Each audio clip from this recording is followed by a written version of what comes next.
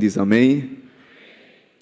Pode até ter vindo triste, pelas angústias, pelas lutas, as tribulações diárias, mas certo de que, quando chegasse na casa do Pai, o Senhor teria uma palavra ao seu coração e, afinal de contas, servimos ao Deus, que tem poder para reverter toda e qualquer situação. Nós estamos no melhor lugar, nós estamos no lugar da bênção. Amém, meus irmãos?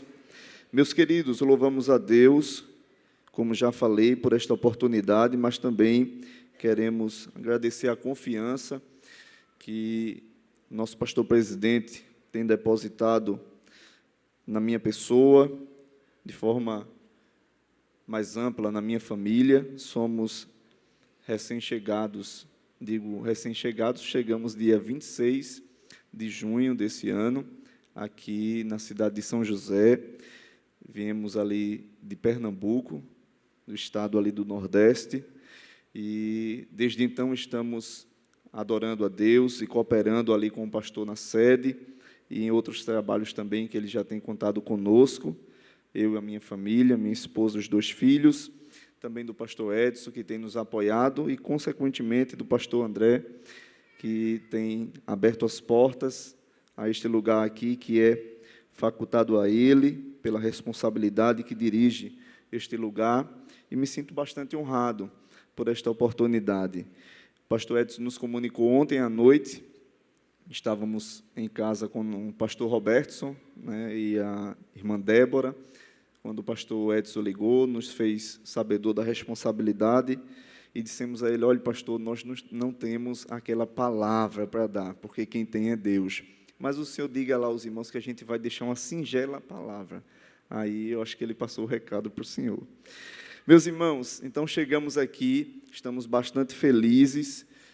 Lá em Pernambuco, nós também fazíamos parte da Assembleia de Deus, da IEADPE, Igreja Evangélica Assembleia de Deus em Pernambuco, pastoreada pelo pastor presidente Ailton José Alves, e em Jaboatão dos Guararapes, uma cidade da região metropolitana do Recife, que fica a 17 quilômetros da capital, é a 2ª maior cidade do estado. Nós cooperávamos, ajudando o pastor setorial daquela cidade, que é o pastor Paulo Cristóvão de Queiroz Pinto. Eu ajudei o pastor por 2 anos, dirigindo o templo sede ali da cidade de Jaboatão, e a cidade de Jaboatão ela tem outras 135 igrejas, que compõem o setor 10 do estado de Pernambuco. Essas 135 igrejas são divididas em 18 setores. Para existir um setor, tem que ter pelo menos 6 templos e, no máximo, 12. A partir do 13º, é dividido e é composta uma nova área. Então, é essa divisão que é feita lá, das áreas no setor. E lá em Jaboatão existem 18 setores que comportam essas 135 igrejas. Tem uns que já estão bem expansivos, daqui a pouco está criando uma nova área, porque a obra ela não para. A igreja evangeliza, o Senhor salva, e a igreja continua construindo. Uma vez alguém me perguntou assim: por que a igreja tem tantos templos? Eu disse: é porque a igreja tem que acomodar as vidas, e como Jesus não para de salvar, a gente tem que construir templo. Amém, meus irmãos? Porque às vezes as pessoas criticam, né? Não sabem o propósito, mas é muito bom ter uma casa ornada como esta, climatizada, com assentos confortáveis. E isso não é as instituições do governo que apadrinham as igrejas. É o seu dízimo, a sua oferta, a sua contribuição e a sabedoria que Deus dá ao pastor presidente para administrar as finanças da igreja e, consequentemente, aqueles que o ajudam. E aí a gente tem templos como esses e outros que estão sendo melhorados, reformados. Tudo isso, irmãos, é o dízimo, é a oferta. Eu sei que o pastor já falou isso, mas eu só estou corroborando. Amém, meus irmãos? Então, chegamos aqui, tem sido um tempo bom, desde que chegamos, graças a Deus. Já suportamos um pouco o frio, mas já disseram a nós que esse ano não fez frio, então já ficamos temerosos, né? Porque o Nordeste, os irmãos sabem, quando chega 23 graus lá, e nem de perto se parece com o famoso vento sul de vocês, já tem muita gente passando frio. Imaginem o frio daqui, né? Então, vocês imaginem como a gente sofreu, né, irmã Thaisa? Com os meninos ali. Então, sofremos um pouco, mas nos adaptamos muito bem, gostamos muito de estar aqui com os irmãos. E eu sempre fui de culto, né? Cresci dentro da igreja. Meu pai coordena a área de número 2. O pai da irmã Thaisa também coordena a área. A área que meu pai coordena são 6 templos. A área que o pai de Thaisa, da minha esposa, coordena são 7, eu acho, né, Thaisa? 7, que é a área 16. E, por coincidência, foi nessa área que eu cresci a minha vida toda. Aí o pai de Thaisa já coordenou uma época lá e agora o pastor colocou ele novamente para coordenar. Jaboatão é grande, irmãos. Jaboatão é muito maior que São José, porque só de eleitores são 450 mil eleitores. Eu acho que, se brincar, uma boa parte da população aqui de São José, né? Na capacidade total de moradores, é bem maior. E essa área de Jaboatão é apenas uma parte da igreja, que foi feita de setor. Só que Jaboatão cresceu muito para o litoral, tem várias praias no litoral de Jaboatão, Candeias, Piedade, Barra de Jangada, e essas praias cresceu muito a população, naturalmente, e lá existem outras áreas, mas são filiadas ao Recife, à matriz, à central. E o Recife tem 67 áreas, né? Isso somente na região metropolitana. Mas a igreja em Pernambuco inteira, ela já ultrapassa mais de 3.000 templos, né? Pastoreado pelo pastor presidente. E tem missão na Argentina, são mais de 50 templos, tem missão em Guiné-Bissau, na África do Sul, em Portugal, em Londres, no Peru e Moçambique. África, falei. São esses lugares que a igreja mantém missionários. Então, a igreja em Pernambuco, graças a Deus, cresceu bastante, e lá estávamos envolvidos na obra. E quando cheguei aqui, eu disse ao pastor, até para a gente lavar banheiro, a gente lava, porque a gente cresceu assim lá, envolvido, porque a gente não entende que fazer a obra é somente falar, estar no púlpito, não. Fazer a obra é estar envolvido na obra de Deus. Então, eu considero que qualquer trabalho na casa do Senhor, ele é assaz importante, ele é demasiadamente importante, porque a obra é do Senhor, não é do pastor, com muito respeito, mas é do Senhor. Então, tudo o que é para Deus deve ser da melhor maneira, deve ser da melhor forma. Quem diz amém? É só um resumo para os irmãos dizerem quem é esse irmão Everton que veio. Então, é só um resumo de quem é a nossa pessoa. Meus irmãos, com a graça de Deus e pelo tempo que nos é oportuno, queremos meditar um pouco na palavra do Senhor e orando. Hoje à tarde, essa palavra queimou no meu coração. Isaías, capítulo de número 61. Eu quero pedir aos irmãos que abram as suas Bíblias, aqueles que vão fazer uso, né, da tecnologia, do tablet, do smartphone, acessem as vossas Bíblias. Isaías, capítulo de número 61. Por gentileza, Isaías 61, versículos 1, 2, 3. Esses 3 versículos, onde está escrito: O Espírito do Senhor Jeová está sobre mim, porque o Senhor me ungiu para pregar boas novas aos mansos.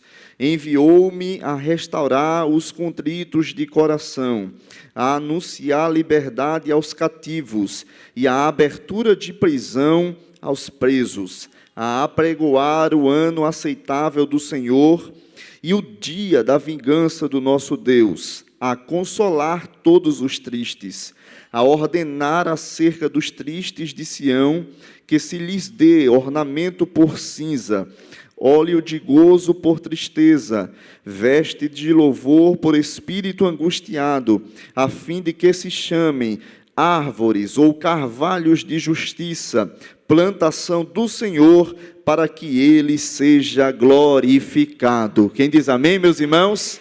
Podem tomar os vossos assentos, por gentileza. Meus queridos, estamos diante de um texto bastante conhecido, e tomei ciência, naturalmente, procurei saber de que se tratava a temática do culto hoje, e envolve um tema que é muito falado em nossa igreja, e é um tema muito amado também por nossa igreja, que é missões. Missões está no coração de Deus e deve estar no coração de cada crente. Quem confirma isso diz amém. Vocês sabem que amém significa assim seja. Então, muito bem, missões está no coração de Deus, deve estar também em nossos corações. Então, por tema, queríamos falar aqui sobre cheios do Espírito Santo para anunciar as boas novas. Naturalmente, é importante falar um pouco da vida desse homem, do escritor desse livro, Isaías. Isaías é um dos profetas que maior ganhou notoriedade na Bíblia. Por que isso aconteceu? Claro que a sua profecia é bastante extensiva. Afinal de contas, Isaías está classificado entre os profetas que são divididos entre profetas maiores, profetas menores, na classe dos profetas maiores. Essa classe ela não existe para dizer quem tem maior relevância ou quem tem menor relevância, mas ela é apenas uma orientação pelo tamanho da profecia. E como Isaías naturalmente possui 66 capítulos, é tido pelos estudiosos da Bíblia, os teólogos, como sendo um resumo da Bíblia Sagrada, ele ficou classificado como sendo um dos profetas maiores. Mas não é por isso que Isaías ganha a notoriedade. É porque Isaías foi um homem que a sua profecia acerca do Messias, ela acontece aproximadamente 700 anos antes de Cristo. Muito tempo, naturalmente, 700 anos antes de Jesus Cristo vir a esta terra. Ele falou tanto de Jesus, tanto a respeito de Jesus, que ele passou a ser conhecido como o codinome de profeta messiânico, das muitas revelações, dos muitos oráculos que Deus colocara em sua boca a respeito do Messias. Ele, inclusive, foi o homem que falou como seria chamado o Messias enviado de Deus, a saber, Emanuel, que significa Deus conosco. Esse é Isaías. Deus chama Isaías para ser profeta. Isaías foi um homem que profetizou em algumas fases de Israel. Mas a fase de maior complexidade foi da forma pela qual ele iniciou a profecia. Porque Israel estava acabada espiritualmente. Israel estava vivenciando dias sombrios, dias de não operação do Espírito do Senhor na nação. Porque Israel havia prevaricado contra a lei do Senhor. Israel havia negligenciado com os mandamentos divinos. Israel havia negligenciado com a adoração que deve ser única e devotada somente a Deus, o único e verdadeiro Deus. Israel adota para si deuses estranhos, faz alianças com outros deuses, se mistura com outros povos. E tudo isso foi anunciado por Deus. Deus já havia tratado com Israel de maneira específica, dado ordenanças além dos mandamentos prestados e contidos na lei mosaica, na Torá, na lei de Moisés, revelado no livro do Êxodo.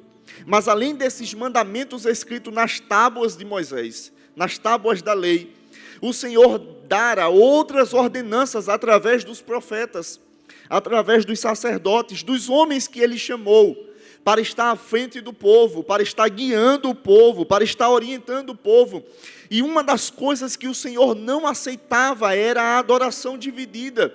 E por não aceitar a adoração dividida, inclusive esse é um dos mandamentos, que devemos amar somente a Deus de sobremaneira e acima de todas as coisas, que Deus fez questão de falar pela boca de muitos outros homens, que Israel não deveria se casar com povos estranhos, com mulheres estranhas. Não é porque o Senhor era egocêntrico, não, exclusivista nesse sentido, também não, mas era o cuidado, porque Deus sabia na sua presciência, que as outras nações que adoravam a outros deuses podia trazer esse comportamento para dentro de Israel. E não obstante isso acontecera, porque um dos reis que inicia o reinado no reino do norte era o maior reino de Israel, porque após a morte de Salomão, o seu filho começou a reinar no seu lugar. Roboão é o nome dele. E quando Roboão começa a reinar e não atenta para os conselhos dos mais velhos, dos anciãos, que era uma classe de 70 homens de idade superior a 70 anos de idade, com muita experiência de conduta ilibada, que eram como conselheiros reais, ele não escuta esses homens. O povo já estava triste porque Salomão já havia aumentado a carga tributária e o povo não estava feliz. Mas quando ele assumiu o reinado, queria tornar Israel ainda mais próspero, porque estava assumindo o legado do seu pai, Salomão. O homem mais sábio que pisou nesta terra, que recebera a sabedoria do céu. Ele queria trazer notoriedade ao seu reino. E o conselho que ele atentou foi para os mais novos, os dos seus amigos, os de menor idade, porque os mais novos até têm a força, mas a sabedoria está com os mais velhos. Ele atenta para o conselho dos mais novos, e os mais novos diziam: rege o povo com vara de ferro, com venenos de escorpiões, seja mais duro, cobre mais impostos. O povo não aceitou isso e procurou Jeroboão para poder reinar. E aí o reino foi dividido. 10 tribos para o norte, e capital se tornou Samaria. 2 tribos para o sul, e a capital ficou sendo Judá, posteriormente conhecido por Jerusalém, pelo lugar da adoração. Israel foi dividido. E um dos homens que depois começou reinando no reino do norte, que assumira o reino depois de Roboão, foi Acabe. Todos conhecemos quem é Acabe, porque Acabe é um israelita. Mas Acabe foi um homem que casou com uma mulher sírio-fenícia, uma princesa, filha de um rei. Acabe começou achando que, para governar, ele devia fazer aliança com outros povos, devia se misturar, e contrai casamento com a sírio-fenícia. Quem eram os deuses dos sírios fenícios? Baal, Astarote, Azerá, deuses em que a adoração envolvia pornografia, automutilação, sacrifício de crianças, tudo isso era envolvido na adoração desses outros deuses. E aí, nessa hora, nós entendemos o porquê Deus não queria que Israel se misturasse. Então, eram tempos sombrios, eram tempos difíceis, e Deus chama Isaías, e no capítulo 1 ao capítulo 5, Isaías traz uma série de reclamações, de reivindicações, e o sentimento de Deus expresso da seguinte forma no capítulo 1, que Deus falando para Isaías: Isaías, até o boi conhece a voz do seu possuidor, mas Israel não conhece mais a minha voz. Deus estava decepcionado. Deus não é homem, mas Deus tem sentimento. Deus sente. E Deus sentia ali o peso da rejeição de Israel, da nação que ele chamou, desde Abraão, o patriarca, e abençoou, e cuidou, e tornou próspero. E quando Israel estava muito abençoado, o que é que Israel fez? Deu as costas para Deus. Adorava a outros deuses. E é nesse contexto que Isaías começa a profetizar. Dias sombrios, mas Deus trouxe Isaías para profetizar para aquele povo, que Israel haveria de receber o Redentor de todas as nações, que haveria de receber o Messias enviado de Deus, que restauraria a nação, que traria paz a Israel, que resgataria Israel da opressão, do jugo, do fardo, da prisão. Deus usou Isaías para isso. E sabe de uma coisa, irmãos? Deixa eu abrir um parênteses aqui nesta noite.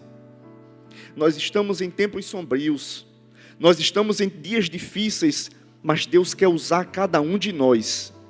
nos nossos dias, em nosso tempo, para sermos Isaías de Deus, para sermos profetas de Deus, para anunciarmos a esta nação aí fora, aos ímpios, aos incrédulos, que Jesus, o Messias, ele virá, mas dessa vez ele virá para buscar a sua igreja, para levar consigo um povo lavado e remido no sangue do Cordeiro, e que há esperança para esses que estão aí fora e não têm expectativa de vida, tomados pela droga, pela cachaça, pelo álcool, pela prostituição. Mas nesta noite aqui anunciamos a Jesus de Nazaré, que tem poder de resgatar o mais vil pecador. E como o salmista no Salmo 40 disse, que ele levantou a sua mão e nos tirou do charco terrível de lodo, nos firmou sobre a rocha e na nossa boca colocou um cântico para glorificarmos a Deus.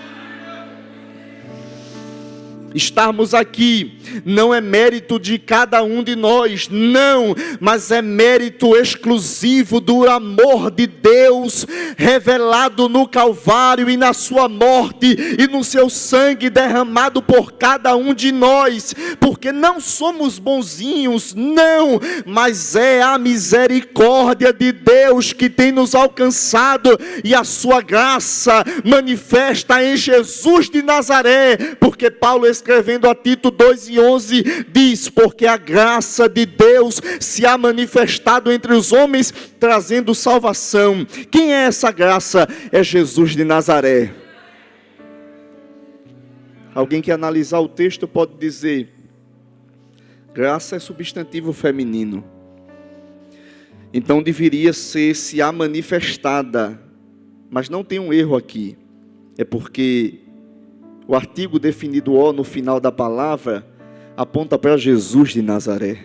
É por isso que a graça de Deus se há manifestado entre os homens e trouxe salvação a cada um de nós. Quantos nessa noite sentem o gozo, a alegria da salvação? Levante a mão assim e dê um glória para Jesus. Ele merece a nossa glória porque foi Ele que nos salvou. Ele nos redimiu da nossa vã maneira de viver. O apóstolo Paulo em Efésios, ou aos Efésios, escreveu que nós estávamos mortos em nossos delitos e ofensas, nos nossos pecados, mas Jesus de Nazaré nos ressuscitou, nos comprou, e não foi com qualquer dinheiro, não foi com prata, não foi com ouro, nem com coisas corruptíveis que fomos comprados, mas foi com o precioso sangue de Jesus de Nazaré, que nos comprou, aleluia, e nos fez povo, e nos fez sacerdote, geração eleita, nação santa, para anunciarmos as maravilhas daquele que nos chamou das trevas para a maravilhosa luz. Foi Ele que nos chamou. Quem pode dizer amém, meus irmãos? Deus quer nos usar como sendo Isaías dos nossos dias. Mas é importante dizer que no capítulo 61, Isaías começa falando que o Espírito do Senhor Jeová estava sobre ele. E ele diz, porque o Senhor me ungiu para pregar boas novas aos mansos. E ele continua dizendo, tem um ponto e vírgula aqui, enviou-me a restaurar os contritos de coração e a anunciar a liberdade aos cativos e a abertura de prisão aos presos. Perceba que aqui nós temos duas palavras-chave. Ele diz que o Espírito do Senhor Jeová estava sobre ele e primeiro lhe ungiu. Foi a primeira coisa que o Espírito do Senhor fez na vida do profeta Isaías. Ungiu. Observe que esse texto, o versículo 1, ele é dividido justamente pelo ponto e vírgula. E o ponto e vírgula dá-se aqui por uma pontuação que normalmente ela quer fazer um intervalo maior que uma vírgula e menor que um ponto naturalmente. Por isso que é ponto e vírgula. Não é um ponto final, mas é uma pausa maior do que uma vírgula. E ela quer trazer aqui justamente a clareza dos dois textos. E a clareza é essa: que a presença do Espírito do Senhor sobre Isaías, primeiro lhe ungiu e depois enviou. E a palavra que ungiu é do original hebraico, marchá, que significa untar, ungir com óleo. E possa ser que alguém não saiba, e outros que sabem, mas vai servir principalmente para aqueles que não têm conhecimento. Na antiga aliança, o que é a antiga aliança? O Antigo Testamento. Os 39 livros que relatam o que aconteceu nesse período. A unção, escute bem, ela só era derramada, executada em 3 classes de pessoas: nos reis, nos sacerdotes e nos profetas. Somente essas 3 classes de pessoas recebiam a unção. Recebiam a unção. E o que é que a unção servia? A unção servia para ser um símbolo da presença de Deus que capacitaria o homem a executar algo extraordinário. Porque o que é a unção? É o derramar de óleo sobre a cabeça daquele que está sendo ungido para assumir uma determinada função. É por isso que os reis, os sacerdotes e os profetas recebiam a unção. Quem é que não lembra de Davi? Todos nós lembramos, porque Samuel foi à casa de Jessé, e quando viu todos os filhos, e parou o olho diante do mais belo, que era Eliabe, mais forte, homem de guerra, experimentado em batalha, formoso de aparência, habilidoso no falar, bateu o olho e disse: certamente está diante de mim o ungido do Senhor. Mas do alto bradou a voz, dizendo: Samuel, não atentes como homem, porque o homem olha a aparência, mas eu, o Senhor, eu vejo o coração do homem. Passou todos os demais filhos, Samar e todos os outros. E quando se acabou os filhos que estavam ali à vista do profeta, que na verdade na vista do sacerdote, digo, o sacerdote Samuel disse: acabaram-se os mancebos. E o pai lembrou-se: não, ainda falta o menor, Davi. Onde está ele? Cuidando das malhadas, cuidando das ovelhas. Manda chamar. Nós não sentaremos em roda da mesa enquanto ele não chegar aqui. Quando chega Davi diante dos olhos do homem de Deus, a voz do alto bradou, e registrado no texto santo está escrito: unge, porque este mesmo era Davi. E Davi estava sendo ungido para quê? Para ser rei de Israel. Era o homem segundo o coração de Deus. Sabe por quê? Porque Deus não erra nas suas escolhas. Por isso que a unção veio sobre Davi. Os irmãos me entenderam? Digam amém. Então a unção servia para isso. David Branner, escrevendo, ele disse que a unção serve para 3 coisas: para você ser o que nunca seria; segundo, para você ter o que nunca teria; e terceiro, para você chegar aonde você nunca chegaria. E Marcelo Rissima escreveu: se a unção de Deus estiver em sua vida, então todos notarão a diferença. Sabe qual é a diferença na vida de cada um de nós, como crentes? Não é o carro do ano que temos, não é a casa que temos, não é o apartamento que temos, a quantidade de formação acadêmica ou teológica que temos, o bom português, um bom vocabulário, uma boa oratória, uma boa influência na sociedade, nada disso é a diferença em nossa vida. A diferença na vida do crente é porque o que dantes era exclusivo a reis, profetas e sacerdotes, agora alcançou a nossa vida. Porque quando Jesus morreu e o véu do templo se rasgou de alto a baixo, passamos a ter acesso pleno à presença de Deus. E para confirmar aquilo que Jesus tinha dito: não vos deixarei órfãos, mas enviarei o outro semelhante a mim, o Paracleto, o Consolador, veio o Espírito Santo.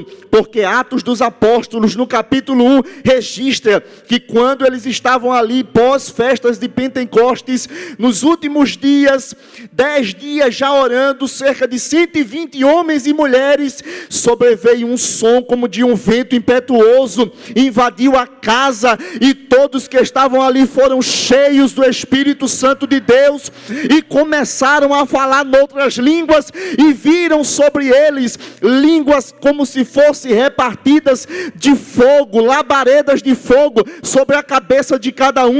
Era a presença do Espírito Santo que tinha descido sobre a terra e havia queimado todos eles com o fogo do altar dos céus. Hoje, o que faz a diferença em nossa vida é porque devemos ser cheios desse Espírito Santo. Cheios. Deus não nos quer crentes infrutíferos, vazios, mas cheios do Espírito. Cheios. E o apóstolo Paulo escreveu em Efésios 5:18: não vos embriagueis com vinho, onde há contenda e dissolução, mas enchei-vos do Espírito Santo de Deus. Enchei-vos do Espírito Santo de Deus. Quem é cheio do Espírito Santo não tem espaço para pecar, porque imagine um copo com água cheio, repleto, qualquer gota que pingar transborda, está cheio, está na sua plenitude. Afinal de contas, encher é estar assim, repleto, saciado. É por isso que o crente cheio de Deus não sente gozo, prazer nas coisas do mundo. Ele não peca, não é porque ele é bonzinho, é porque ele está cheio, está saciado, está repleto da presença. Aí ele não anda com mentira, não anda com fofoca, não anda com difamação, não anda pecando, não adultera, não se prostitui. Ele anda cheio do Espírito Santo. E quem anda cheio anda diferente, fala diferente, se comporta diferente, age diferente. E o que é isso?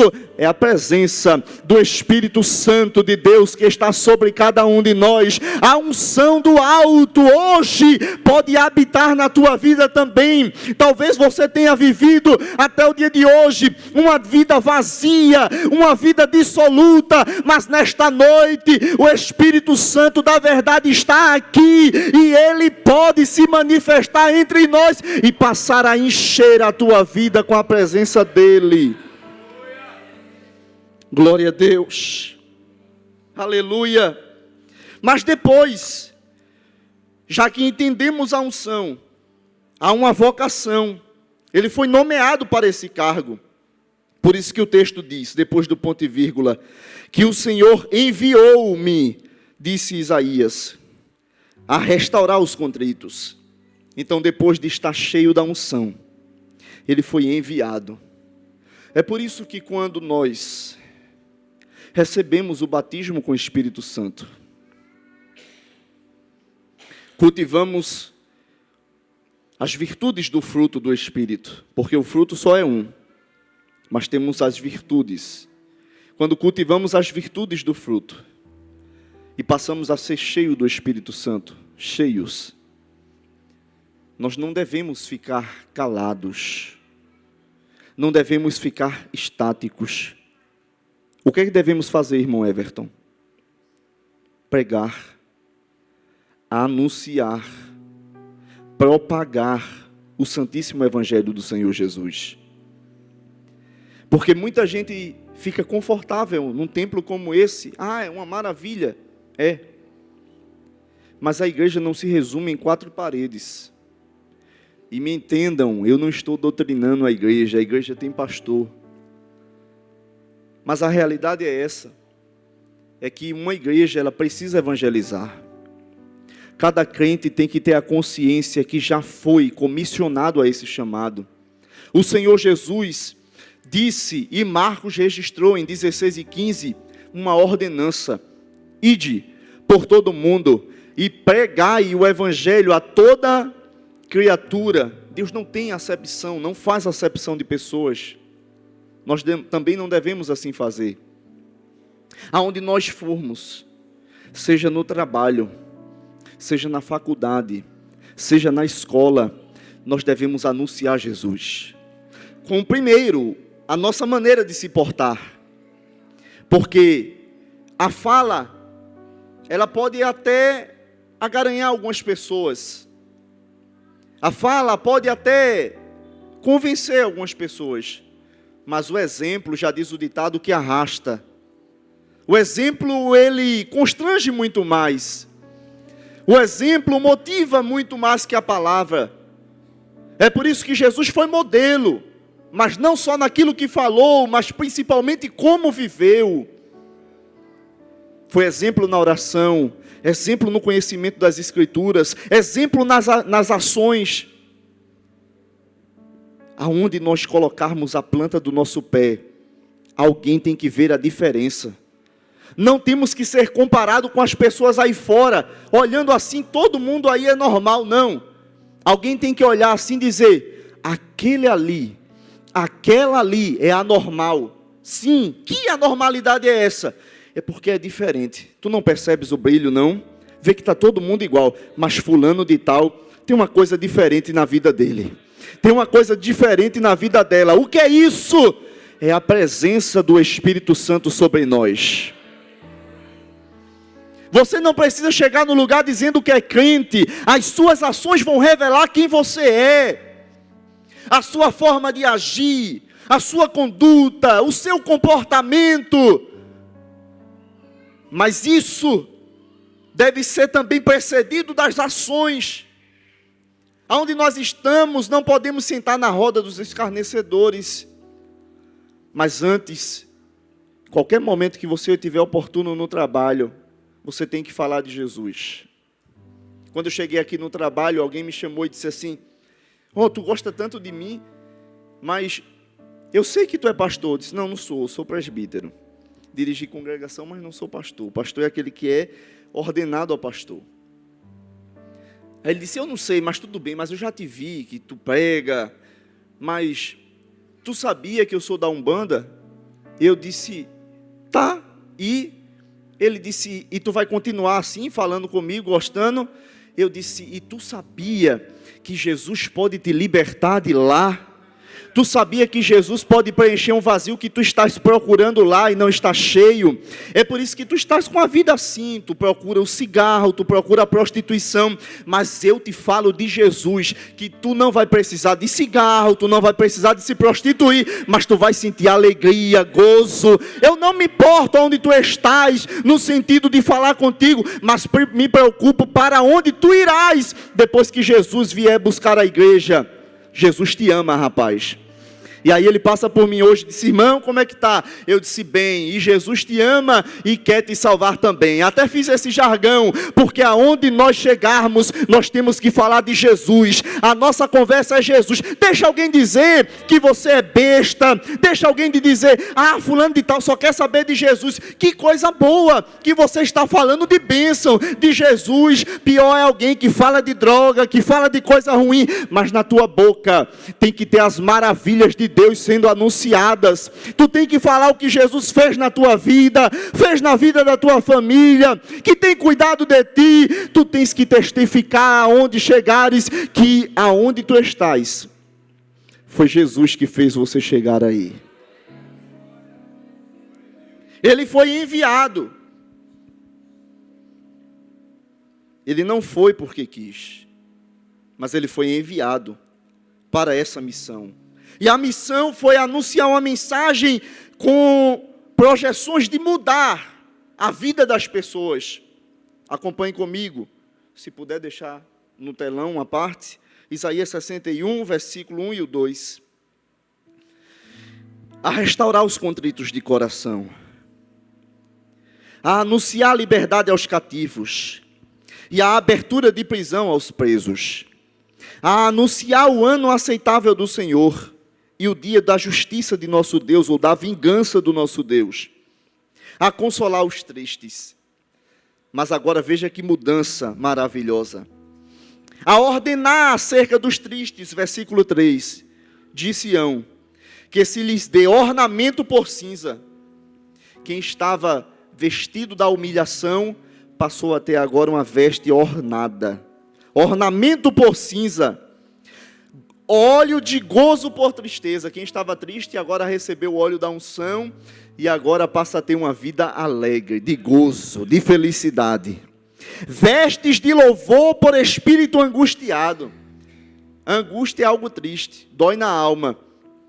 Mas o dia da luta tem um ponto final, sim ou não? Porque está escrito na Bíblia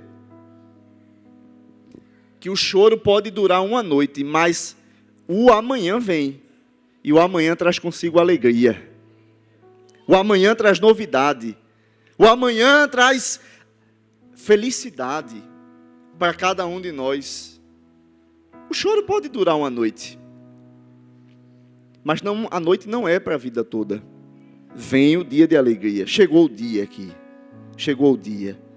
Veste de louvor por espírito angustiado, a fim de que se chamem árvores de justiça, plantação do Senhor, para que Ele seja glorificado. Veja que missão importante.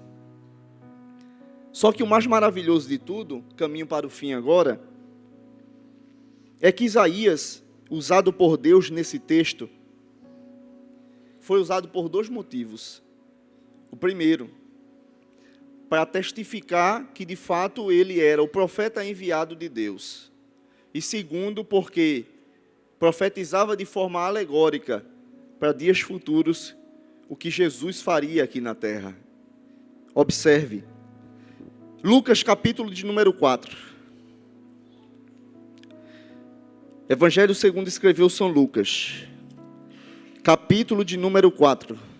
Versículos 18 a 19. Passam-se os anos. Jesus vem à terra. Porque Paulo, escrevendo aos Gálatas, diz que, cumprindo-se a plenitude dos tempos, vem Jesus, nascido de mulher, de uma virgem, para trazer salvação aos homens. Jesus vem, cresce, inicia o seu ministério, e quando está na sinagoga, Lucas capítulo 4, versículo 18 a 19, quando Jesus recebe a oportunidade, foi-lhe dado o livro do profeta Isaías, e quando abriu o livro, ele achou o lugar em que estava escrito o seguinte texto, aleluia, glória a Deus, porque com Jesus não tem coincidência. Não, coincidência é para quem vive à beira da sorte, mas nós vivemos prestados e fincados na esperança, porque a esperança do crente nunca morre, amém, meus irmãos? É por isso que Jeremias escreveu no capítulo 7, que maldito é o homem que confia no homem e faz do braço a sua força, mas bendito é o varão que confia no Senhor e cuja esperança é o Senhor, aleluia, glória a Deus. O salmista no Salmo 20 disse, uns confiam em carros, e outros em cavalos, na força, no poder, e nós confiamos em quem? O salmista diz, nós faremos menção do nome do Senhor dos exércitos. E quem é Ele? O salmista 46 disse quem é Ele. Ele é o nosso refúgio e fortaleza, socorro bem presente na angústia. Ele é o Senhor dos exércitos que diz, aquietai-vos e sabei que eu sou Deus, serei exaltado entre as nações, serei exaltado sobre a terra, o Senhor dos exércitos está conosco, o Deus de Jacó é o nosso refúgio, Ele é o nosso Deus. É por isso que nós confiamos nele. Glória a Deus. Deixa eu abrir um parênteses aqui nesta noite. Alegre o seu coração, porque quem prometeu é fiel para cumprir. Tu não terminarás os teus dias assim. Deus há de entrar na causa. Deus há de virar a página, Deus há de trazer mudança para esse cenário que tu estás inserida, mulher de Deus, porque os olhos do Senhor contemplam os justos da terra, e nada que se passa aqui neste torrão se passa desapercebido, porque todas as coisas estão nuas e patentes diante dos olhos daquele que tudo vê. O teu sofrimento está sendo contemplado pelos olhos do Senhor dos Exércitos, e Ele entrará na guerra para dar vitória aos seus. Adagashuri Minácia, Alagachuca Managasuri de Cantoriamanai. E alguém se pergunta, e ele guerreia? Guerreia, porque o salmista diz que ele quebra o arco e corta a lança e queima os carros no fogo. Alguém pode se perguntar, e por que ele não quebra a flecha? É porque Jesus, Deus, Ele está na frente do homem. Ele é especialista no que faz. Porque se quebrar a flecha, tem arco para atirar. Se constrói outra flecha e tem arco, mas Ele quebra o arco. E sem arco a flecha de nada serve. Jesus é especialista, queridos obreiros. Jesus, o nosso Deus, é especialista na guerra. Descansa o teu coração, porque nessa guerra o Senhor, Ele vai entrar, e com Ele não tem empate nem derrota, o resultado é só um: vitória, vitória, vitória, vitória. Te prepara, mulher de Deus, homem de Deus, porque a nossa vitória está garantida em Jesus de Nazaré. Mas vamos para o fim. Jesus recebeu o livro do profeta Isaías. Vocês sabem, eu não preciso dizer. Todos assíduos na escola dominical sabem, naturalmente. A Bíblia não era assim. Ele recebeu o rolo do livro do profeta Isaías. Ele não pediu, ele recebeu.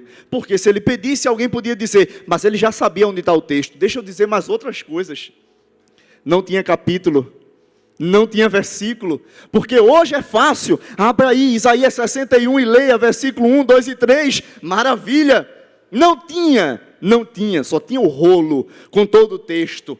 Abriram o rolo, deram a ele, e quando ele olhou e começou a ler, para se cumprir o que Isaías falou, está escrito em Lucas capítulo 4, versículo 18. Jesus disse: o Espírito do Senhor é sobre mim, pois que me ungiu para evangelizar os pobres, enviou-me a curar os quebrantados do coração, a apregoar liberdade aos cativos, a dar vista aos cegos, a pôr liberdade aos oprimidos, e a anunciar o ano aceitável do Senhor. Então começou a dizer-lhes: hoje se cumpriu esta escritura em vossos ouvidos. Jesus de Nazaré era o prometido de Deus, o Messias que Isaías profetizou, e estava ali perante os judeus. Dá para dar um glória a Jesus? Eu nem preciso dizer que a especialidade dele foi curar. Curou cego, curou leproso, curou. A palavra de Deus diz que a todos que traziam a ele, independente da doença, ele curava a todos, até morto, porque quando ele estava chegando em Naim, havia uma multidão saindo, todo mundo chorando, triste, o filho único de uma viúva, mulher sem prestígio, porque já tinha perdido o marido, o filho que era a esperança de dias futuros, também já havia partido, mas ele que é especialista, e chegou para dar liberdade, para ressuscitar, para curar, para fazer maravilhas, foi até aquela mulher, e disse: mulher, não chores. Parou o funeral, foi ao esquife, tocou no menino, e disse: menino, a ti te digo, levanta-te. E na mesma hora ele começou a conversar com Jesus, e Jesus entregou ele à sua mãe. Era Jesus dizendo: mulher, eu estou renovando, eu estou restaurando a tua esperança, porque comigo não tem causa perdida. Afinal de contas, ele é especialista em converter a impossibilidade em possibilidade. Essa é a especialidade do nosso Deus. Jesus cumpriu isso, mas Jesus subiu aos céus, terminou os seus dias, o seu ministério, e quando chega nos céus, envia o Espírito Santo. Ele desce sobre a terra. E o Espírito Santo, irmãos, não serve para alguém pular, fazer aviãozinho, nada disso. Eu sou um crente pentecostal, naturalmente, porque sou do Nordeste, né? Mas aqui também tem crente pentecostal, que eu já me deparei com vários deles. Glória a Deus. Mas isso não é a finalidade do batismo com o Espírito Santo. É um revestimento de poder. E lembre-se que eu falei no início, cheios do Espírito Santo para anunciar as boas novas. Os discípulos não saíram anunciando antes de serem cheios. Foi um pré-requisito. Ficai em Jerusalém até que do alto sejais revestidos de poder. Eles ficaram. E ser-me-eis testemunhas em Jerusalém, na Judeia e Samaria e até os confins da terra. E eles foram, depois de serem batizados, no primeiro discurso de Pedro, cerca de 3.000 pessoas aceitaram a Jesus e foram batizadas. No segundo, cerca de 5.000. E Jesus foi salvando, Jesus foi multiplicando, os crentes foram aumentando. E nada disso parou o Evangelho. Porque quem é cheio do Espírito Santo não se detém diante de qualquer coisa, diante de nada, porque quem lhe capacita é a presença do Espírito Santo. Pregue a palavra em tempo. Pregue a palavra em tempo. Inste em tempo e fora de tempo, em todo lugar, pregue a palavra. Jesus está vindo aí. Jesus já te encheu e Jesus já te enviou. O que é que tu queres mais? O que é que queremos mais? Ficar nessa vida confortável é uma maravilha. Jesus está dizendo: se mova, meu filho, se mova, minha filha, ajuda o pastor, ajuda o dirigente, vem, evangeliza com cartazes, evangeliza no porta a porta, evangeliza nos presídios, evangeliza em qualquer lugar, porque Jesus está vindo aí. O diabo quer arrastar multidões ao inferno, mas Jesus nos comissionou para tirarmos das garras de Satanás e levar uma esperança a esse povo chamada Jesus de Nazaré. Eu encerro, meu pastor, desculpa pelo tempo, dizendo que se nós não queremos fazer, Jesus que sabe trabalhar, pega alguém lá fora que ninguém dá nada, salva, redime, trabalha e traz aqui para fazer, porque Deus não depende de nós.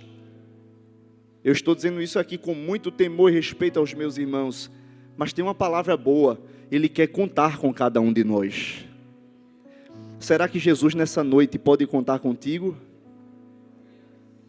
Será que Jesus nessa noite pode contar contigo e você dizer, como homem de Deus: eis-me aqui, envia-me a mim, Senhor, para ser um instrumento na sua família, para ser um instrumento no seu trabalho, para ser um instrumento na sua vizinhança. As pessoas têm que saber, os seus vizinhos, que tu és crente e que Jesus é bom demais, para que Ele também venha servir a Jesus através da tua vida. Oh, glória! Eu lembro de duas coisas. Meu primo é pastor presidente da missão da Assembleia de Deus na África do Sul, pastor Moisés Bezerra. E um dos países do continente africano, Gana, país tomado por muita feitiçaria, recebeu o pastor Ronaldo Lidório, escritor de vários livros, Concombas, Restaurando o Ardor Missionário, são algumas das duas literaturas, das muitas que ele escreveu. E nesse livro ele conta que pregou numa aldeia, e lá o primeiro crente que se converteu foi um feiticeiro. O nome dele era Meba. Hoje ele é presbítero lá e toma conta de igreja.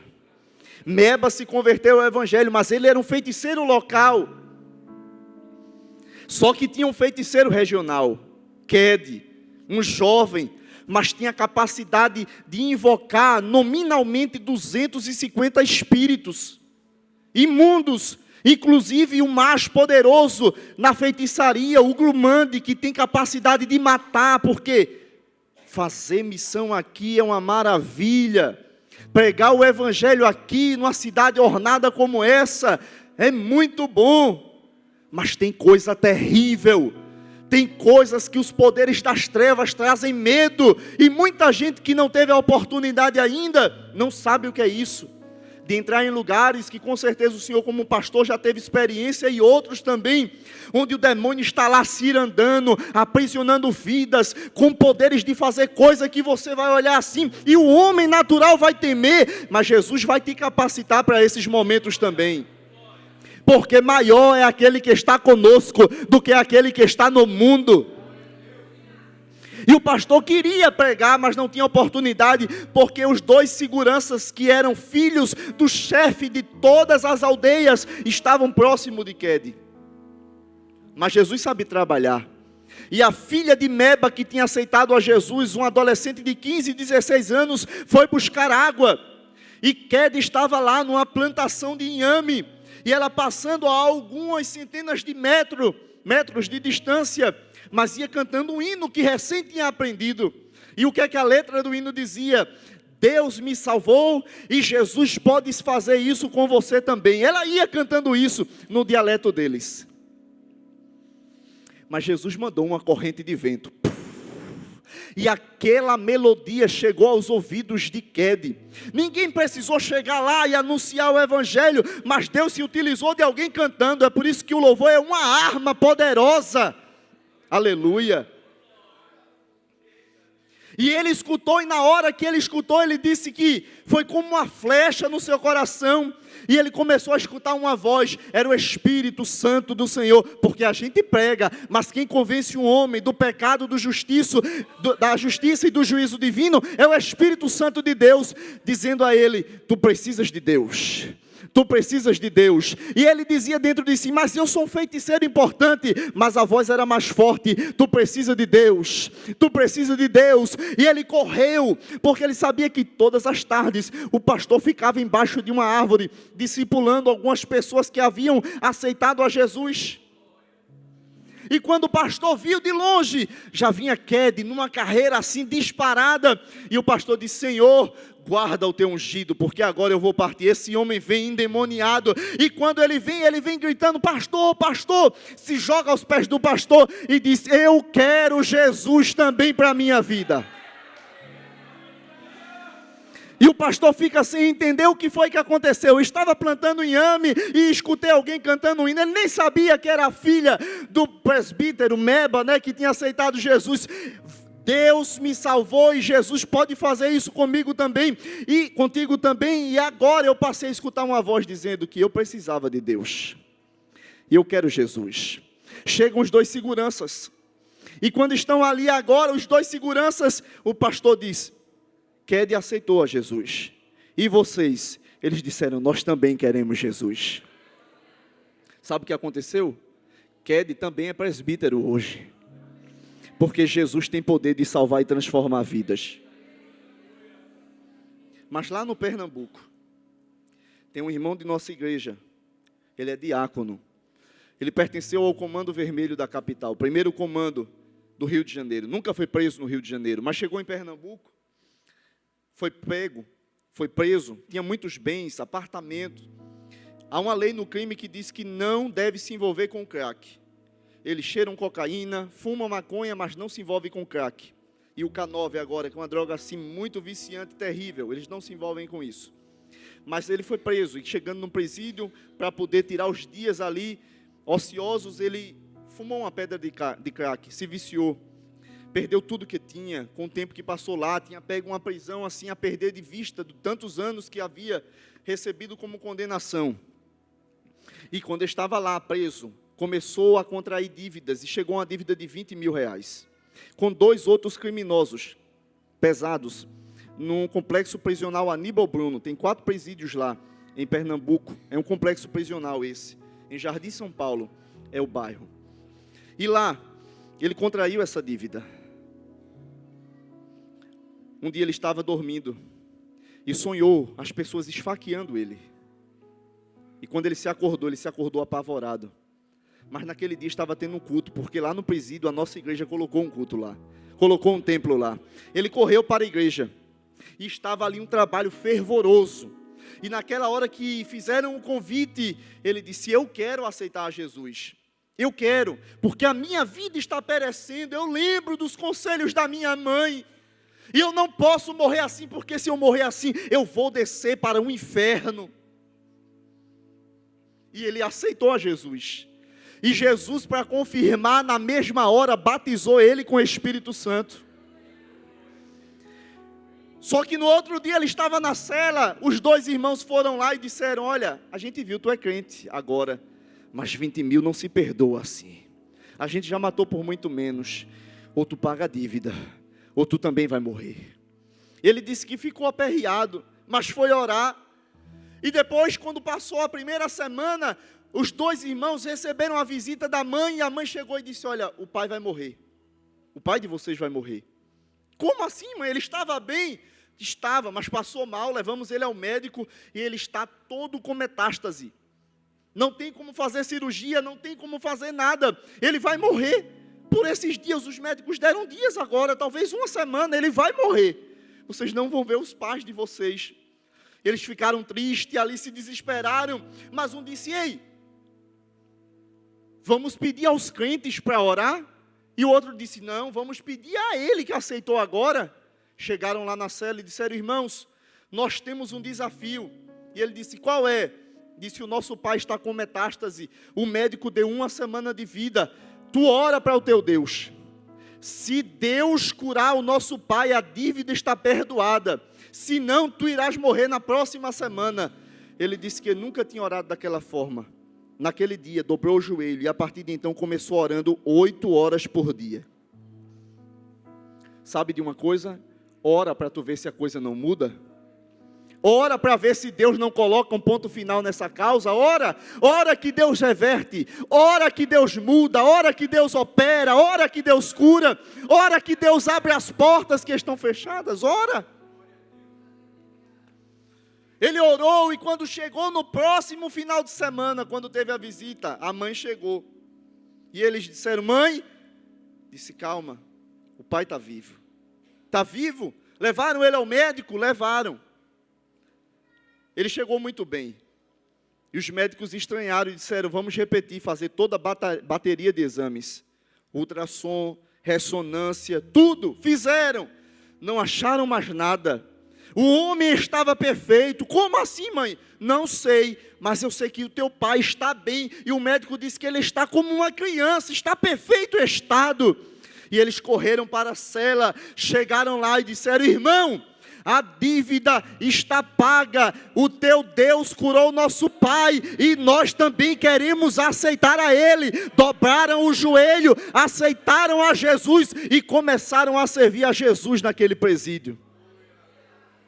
Só que o irmão, que hoje é um diácono, nunca ninguém ganhou tanta vida como ele, porque ele passou a ser tão respeitado, que quando alguém ia cometer algum crime, ia matar lá dentro do presídio o outro, que essas coisas acontecem, chegava e dizia: irmão, a gente vai matar fulano de tal, pera, eu vou falar com ele. Chegava lá e dizia: olha, tu sabe, o pessoal quer te matar, tu quer Jesus? Se tu quiser, eu oro e resolvo a tua casa. Se tu não quiser, aí é contigo e Deus. Quem é que não aceita Jesus assim, né? Ele ganhou muita vida para Jesus. Irmãos, o nosso Deus é especialista em operar. Levante sua mão, que eu quero ser um profeta de Deus nesta noite aqui. Deus, nesses dias, há de derramar do seu poder sobre nós, e um avivamento, não para ficar evidenciado com a quantidade de línguas estranhas que você vai falar, mas é porque você será impulsionado para ser um agente de transformação, um agente de bênçãos. Aonde tu colocar a planta do teu pé, a presença de Deus chegará contigo, demônios serão expulsos, pessoas serão curadas, vidas serão libertas, e isso será o poder de Deus que será manifesto através da tua vida, através do teu falar, através do teu comportamento. Deus vai se utilizar de cada um de nós para sermos agentes de bênçãos aonde chegarmos. Que Deus em Cristo continue nos ajudando, continue nos abençoando. Perdão pelo tempo que passei, mas que a bênção de Deus continue sobre a nossa vida. Deus tem poder para fazer isso e muito mais. O que é necessário, creia Creia, se você que não serve a Jesus e está aqui nessa noite como ouvinte, amigo do Evangelho, creia que esse Jesus que estamos falando aqui tem poder para fazer isso e muito mais. Transformar a tua vida, te dar um novo nome, nova veste, perdoar os teus pecados e escrever o teu nome no livro da vida. E no dia que a trombeta soar, partiremos dessa terra para a eternidade e lá estaremos para sempre com o Senhor nas nuvens, participando das bodas do Cordeiro. Que Deus abençoe em nome de Jesus. Graças a Deus. Ficamos em pé, meus irmãos. Nós vamos orar. Palavra de Deus ao nosso coração. E vamos fazer o apelo, o convite. Quem sabe alguém que está encarcerado, angustiado, triste. Mas nesta noite o Senhor Jesus chegou para trazer liberdade aos cativos, alegria aos tristes, paz e tranquilidade aos atribulados de espírito. E se alguém nesta noite que deseja entregar a sua vida a Jesus, nós queremos te conhecer, te dar um abraço. Chega aqui, Roberto. Eu falei que tu ia ser crente, Roberto. Aleluia.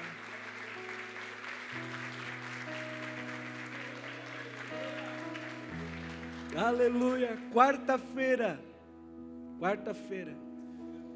Estava fazendo um serviço ali em casa para minha esposa, instalando uma torneira.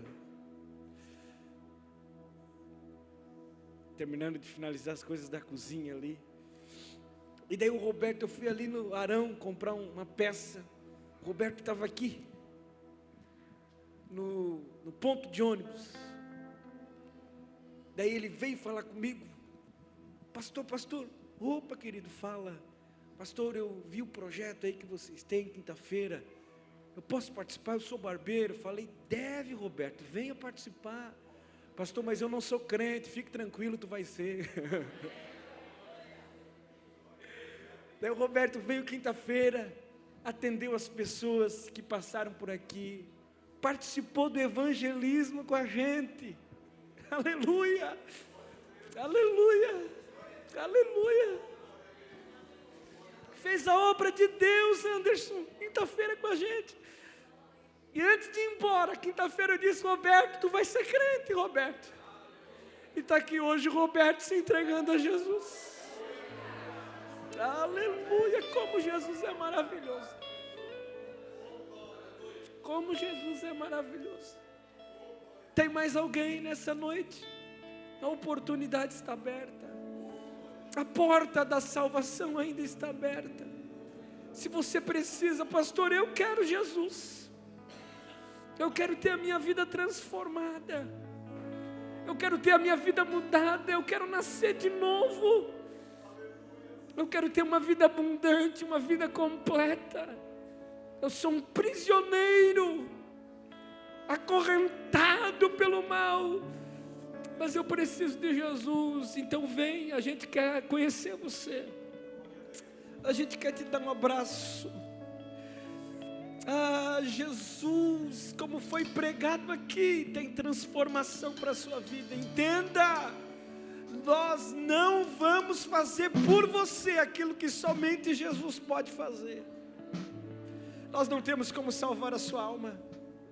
Nós não temos como escrever o seu nome no livro da vida. Nós não temos como dar um norte para a sua alma. Nós só pregamos. Nós só anunciamos. Nós só falamos de Jesus.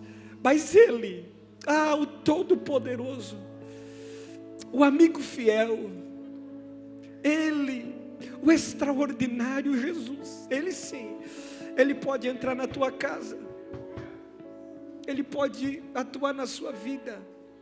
Ontem, ainda falei hoje, com o Anderson ministrando na escola dominical, e alguns viram esta cena. Um jovem ia se jogar da ponte Colombo Salles, as duas pontes ali, Pedro Ivo, Colombo Salles, estava preparado para se jogar, e o desejo dele não era se matar. Não é o desejo suicida, senão, como Anderson falou, já tinha feito. Angústia, pressão. E de repente alguém passa pela ponte e diz: ei, não faça isso, Jesus te ama. Um rapaz veio, segura ele, traz ele e não deixa ele se matar. Quem sabe tem alguém nesta noite aqui com pensamento suicida, pensando em tirar a própria vida. Você não aguenta mais, não suporta mais, e você acha que tirando a sua vida vai ter solução. Você acha que dando cabo da sua alma você vai ter solução. Não faça isso. Jesus é o dono da vida. E assim como Ele está dando vida para o Roberto nesta noite, Ele quer dar e entregar vida para mais alguém que está aqui. Eu espero, vale a pena, eu espero. Venha como estás, venha quebrado, aqui é lugar de Jesus restaurar. Venha todo arrebentado. Eu tenho vergonha, pastor, eu tenho vergonha. Aqui é lugar de vergonha. Aqui é lugar de você dizer para Jesus: está aqui alguém que viveu aprisionado, mas que hoje alcançou graça. Deus tem graça para derramar. Há mais alguém que deseja aceitar Jesus, se reconciliar? Está vindo ali mais uma vida para Jesus.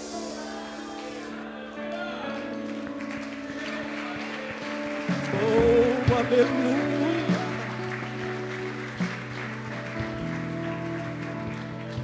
Aleluia. Já tem duas, quem sabe tem a terceira ainda. Vem quebrantada.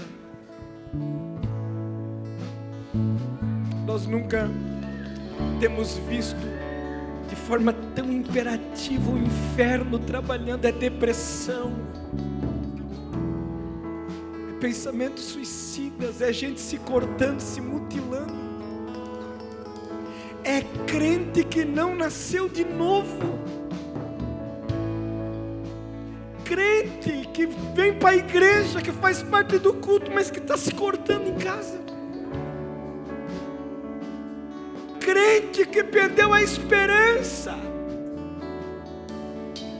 Ele vem para o culto, mas parece que Jesus não se lembra mais de mim. Não, Jesus se lembra de você. Bastardo é o diabo, você é filho de Deus. Jesus tem um plano para a sua vida. Pastor, mas eu sou crente, se eu for para frente todo mundo vai ver. Que o diabo perca nesta noite e você saia vitorioso daqui em nome de Jesus. Você que precisa de oração, sai do teu lugar e corre aqui para frente. Você que precisa de um encontro real com Jesus, sai do teu lugar e corre aqui para frente. Você que precisa de um aprofundamento espiritual com Jesus, sai do teu lugar e corre aqui para frente. Sai, ainda dá tempo, nós vamos orar por você. Nós vamos abençoar a sua vida. Venha, há uma esperança, há uma voz que clama nesta noite e diz para a tua alma: tu és meu, tu foste comprado com sangue precioso, puro, santo, carmesim. Há uma voz que clama nesta noite: eu não vou te perder para o diabo e nem para o mundo. A oração de uma mãe nesta noite que está dizendo: meu filho, ei, mulher de Deus, teu filho vai voltar, teu filho vai ser crente, Deus vai restaurar a tua casa.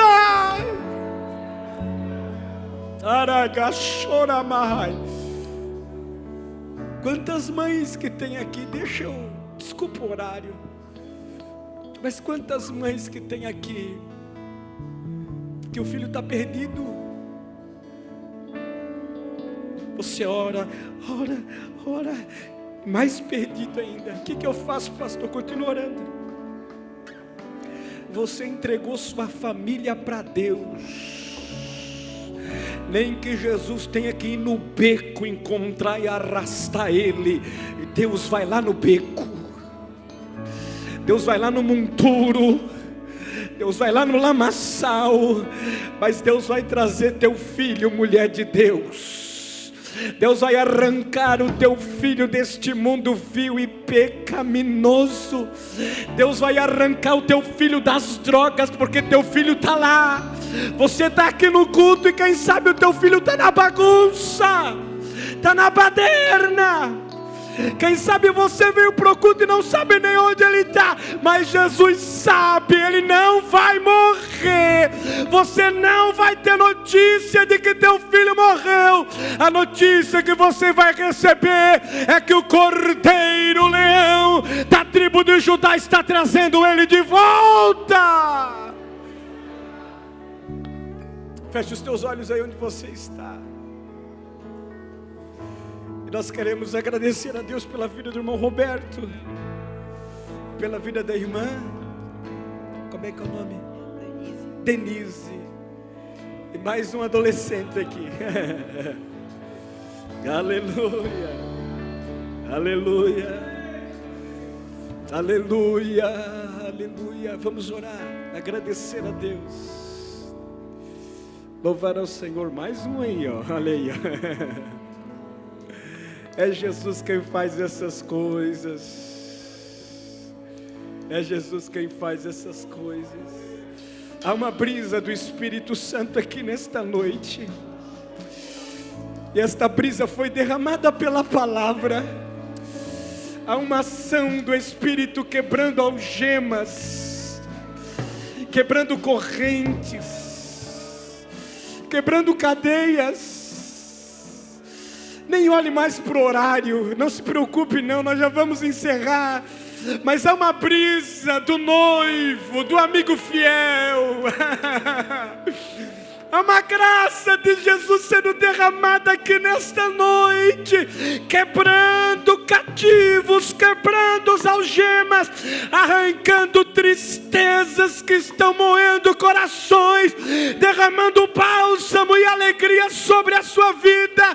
Tem depressão nesta noite indo embora, tem cura chegando para a tua vida, a ansiedade está indo embora, tem cura chegando para a sua vida. Hoje Jesus faz uma coisa nova na tua alma.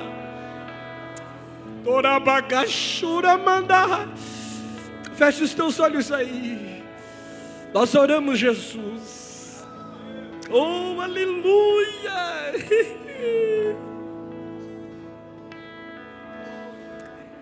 Oh, Jesus perdoador, oh, Redentor onipotente, amado da minha alma. Ah, Senhor, obrigado, Senhor.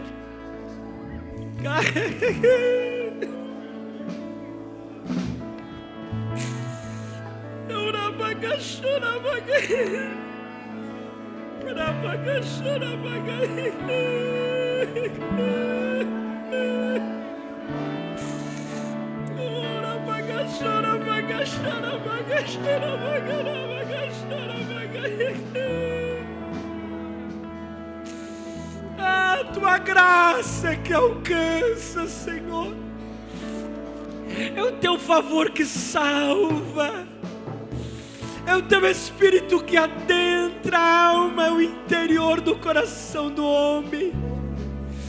É a tua palavra que encontra o coração e o quebranta.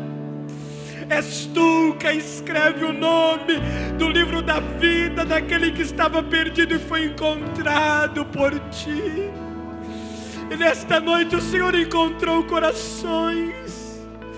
E nesta noite o Senhor curou vidas pelo poder da sua palavra, porque a promessa foi cumprida em ti mesmo, porque tu foi ungido para proclamar a libertação dos cativos, a cura dos enfermos. foi tu que fizeste estas coisas, e é tu que ainda faz estas coisas. E nesta noite o nosso coração foi, Senhor, movido por ti, e nós seremos usados como instrumentos, porque haverá libertação, haverá cura, haverá milagre, haverá salvação. E nós adoramos o teu nome, e nós bendizemos o teu nome, e nós te agradecemos pela vida do Roberto, pela vida da Nenise, pela vida desses adolescentes que entregaram o seu coração a ti nesta noite e vão viver o extraordinário da salvação em ti, em nome de Jesus.